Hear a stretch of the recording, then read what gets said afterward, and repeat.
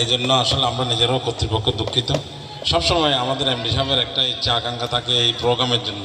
আমিও আশান্বিত থাকি একটু সবার সাথে মজা করব, গান করব এবং সবার সাথে খেলাধুলা করব। এই ইয়াতেই আমরা সবসময় এই অনুষ্ঠানটা আমরা যতদিন বেঁচে থাকবো ইনশাল্লাহ প্রতি বছর এইরকম আয়োজন একটা হওয়া দরকার। তালি দাও, তালি তালি।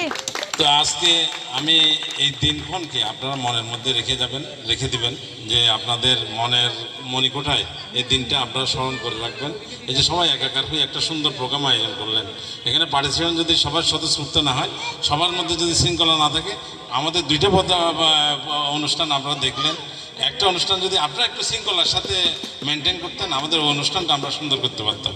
কিন্তু আজকে শৃঙ্খলার কারণে, সবার একটা ইয়ার কারণে, সদিচ্ছার কারণে আজকের অনুষ্ঠান সুন্দর হয়েছে এবং আমার মনোমুগ্ধকর। দিন শেষে আমরা বলতে বাধ্য হচ্ছি যে আল আমিনটা একটা পরিবার, আমরা একই পরিবারের সবাই।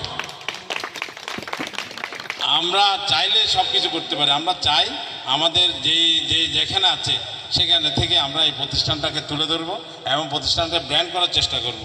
আমরা ইতিমধ্যে আপনারা দেখেছেন আল আমিন হাসপাতালে লিফট লেগেছে এবং দেখতে একটা সুন্দর, আপনাদের কষ্টও কমে গিয়েছে।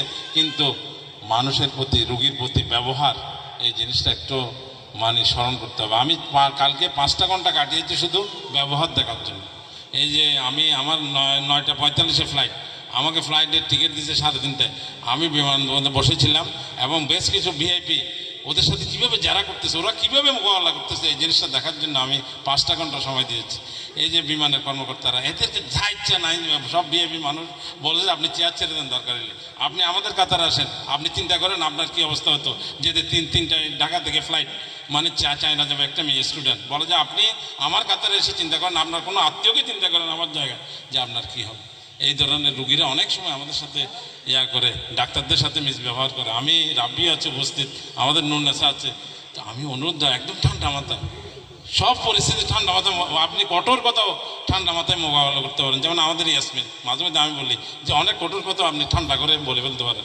এমন কোনো কাজ করবেন না, এমন কোনো কথা বলবেন না যাতে আপনি ফিরে আসতে কষ্ট হয়। এই জিনিসটা আমাদের অনেক দিনের অর্জন, যে আপনি গরম হবেন কিন্তু একটা রাস্তা রাখবেন যাতে আপনি ফিরে আসতে পারেন। এই জন্য আমি অনুরোধ জানাবো যে প্রতিষ্ঠানটাকে একটা আচারে ব্যবহারে সুন্দর একটা প্রতিষ্ঠানে পরিণত করবেন।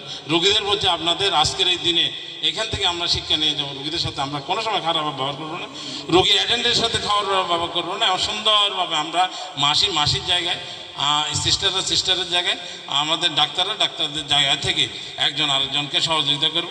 যে যেখানে আমরা ফেল করি আমরা ওখানে এগিয়ে যাব, যে আমার মাসি একজন, ও কষ্ট হচ্ছে, ওর পারতেছে না,